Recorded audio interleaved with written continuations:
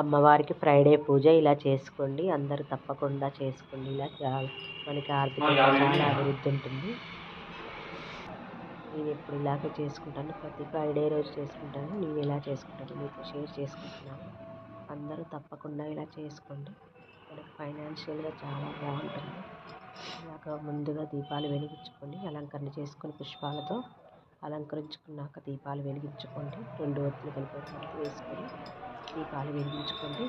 వెలిగించాక ధూప నైవేద్యం మనకు కావాలంటే పాలు, నేనైతే పాలు బెల్లం పెట్టుకుంటాను. కొన్ని అటుకులు వేసుకొని మీకు కావాలంటే బెల్లం ముక్క పెట్టుకోండి. ఓపిక ఉంటే అంటే ఏదైనా పరమాన్నం చేసి పెట్టుకోండి. తప్పకుండా మీకు ఓపిక ఉంటే పెట్టుకోండి. లేకుంటే పటిక బెల్లం కానీ బెల్లం ముక్క కానీ కొన్ని పాలు, అమ్మవారికి పాలు అంటే చాలా ఇష్టం కాబట్టి పాలల్లో కొంచెం బెల్లం వేసుకొని పెట్టుకోండి.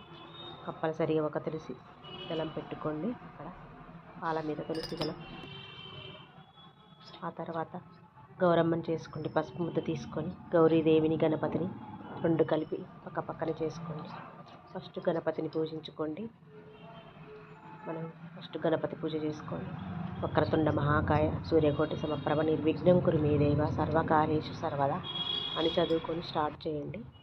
గణపతి 1000 సహస్రనామాల పూజ ఉంటుంది. అది మీకు వస్తే చదువుకోండి. లేకుంటే మామూలుగా గం గణపతి నమః గం గణపతి నమః 3 టైమ్స్ చదువుకోండి. ఆ తర్వాత అమ్మవారికి గణపతికి బొట్టు పెట్టుకుంటారు కదా. పెట్టుకున్నాక మళ్ళీ అమ్మవారిని ఓం శ్రీ మాత్రే నమః అని చదువుకోండి. రాని వాళ్ళు నేను చదివే 8 నామాలు పవర్ఫుల్ శ్లోకాలు తప్పకుండా చదువుకోండి.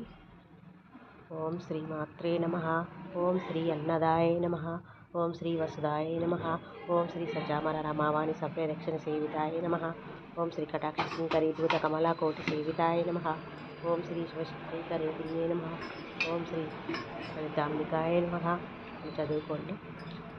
రాని వాళ్ళు సర్వమంగళ మాంగళ్యాన్ని 3 టైమ్స్ చదువుకోండి. సర్వమంగళ మాంగళ్యే శివే సర్వార్థ సాధికే శరణ్యే త్ర్యంబకే దేవి నారాయణ నమస్తే. ఆ తర్వాత ఆరతిచ్చండి. ఆ బొట్టు పెట్టుకోండి. ఆ కుంకుమ బొట్టు కూడా మన పుస్తకం కొంచెం పెట్టుకోండి. అక్షంతలు చల్లుకోండి అందరూ.